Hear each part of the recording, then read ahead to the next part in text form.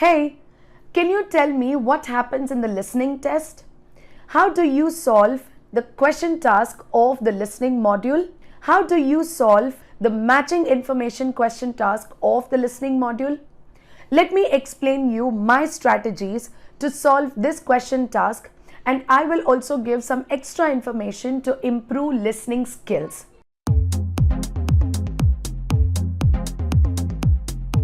Hello everyone, this is Yesha Manik with IELTSmaterial.com, helping you to prepare for your test, write correct answers and get a higher band score in your IELTS examination. If you find this video helpful, or if you feel this method has helped you in getting your answers correctly, then don't forget to like, share and subscribe IELTS Material YouTube channel. Now let's look into the strategies to solve matching information question task. Step 1. Always remember the important points. Number 1. Read the instructions carefully before moving to the questions. Number 2. Skim the questions and the answer choices carefully. Number 3. Understand and underline the keywords. But if the options actually have the proper nouns, then underlining the keywords is not required. Finally, number 4, start to predict the answers with grammatical clues. Step 2, different patterns of matching information. There are two types of question task in the matching information. Number 1, the questions and the answer choices are given equally. So what you do is you actually take one question and one answer choice. So this says that you cannot use any letter more than once. That means the answer and the question would be one-on-one. The second number, or I would say the second type of question task, is where you have more number of questions but the answer choices are less. Here you may find an important note saying that you may use any letter more than once. You can expect any one question task in the listening module. Step number 3. Understand the pre-listening and while listening task. Pre-listening task. Here, read the instructions, the questions and the answer choices carefully. Mark the keywords and start predicting the answers by matching the question and the answers grammatically. While listening work, listen to the audio carefully and also please understand that the questions would be in the chronological order. Understand the keywords that you have already marked and write the correct response in the form of the correct letter. So these two tasks are very important. Pre-listening and while listening, and if you understand these two tasks properly, matching information is going to be very easy. Step number 4, practice the question task. Listening is all about practicing numerous questions. You can always succeed with great number of bands in the listening module with continuous and intensive practice.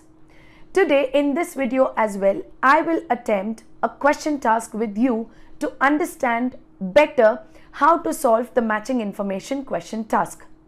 If you want to attend a complete live test, then please follow this YouTube channel as we upload a listening test every week. To know more about this, you will find a sample test link in the description box.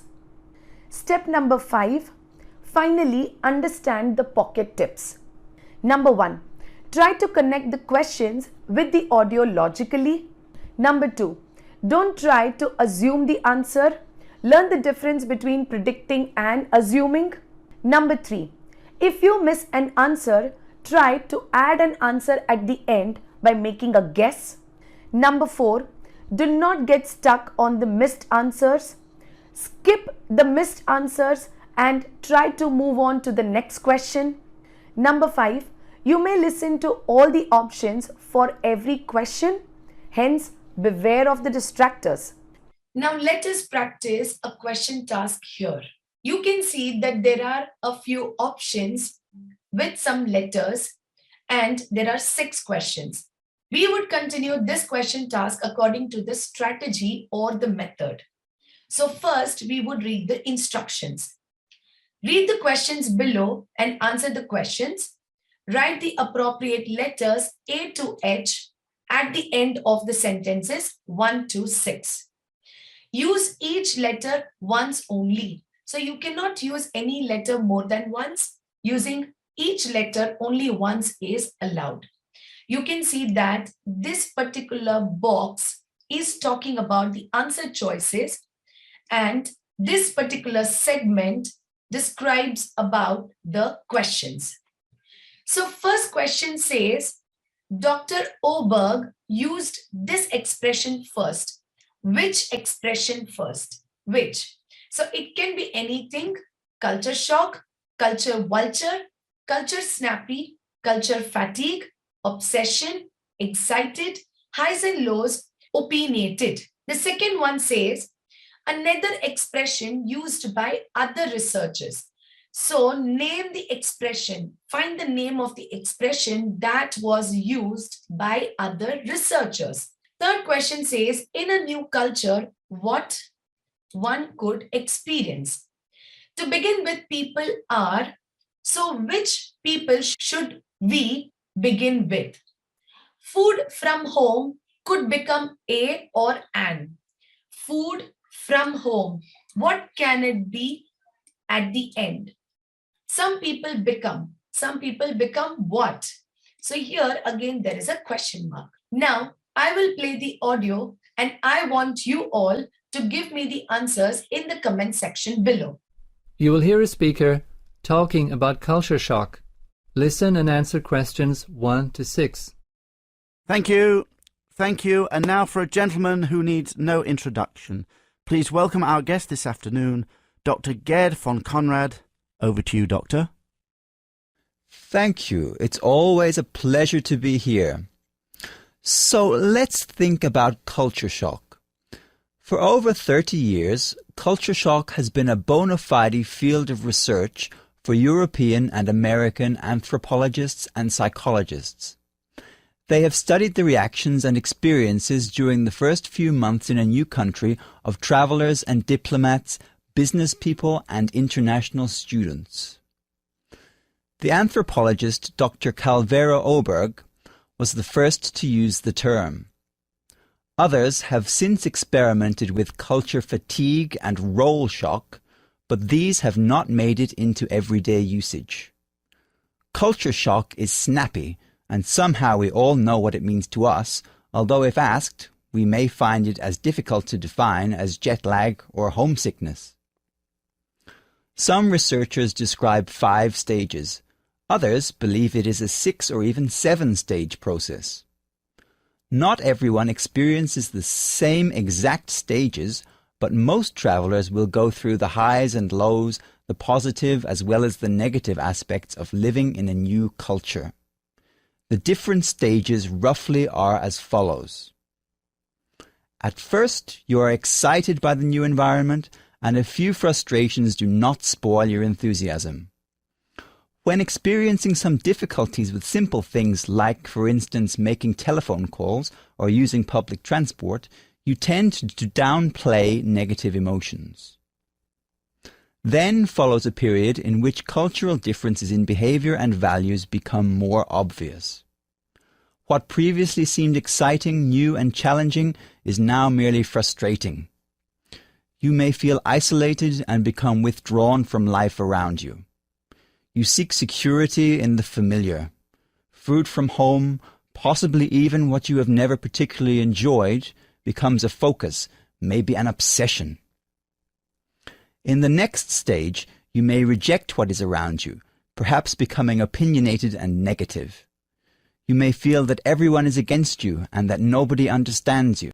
Now let's look into the correct answers.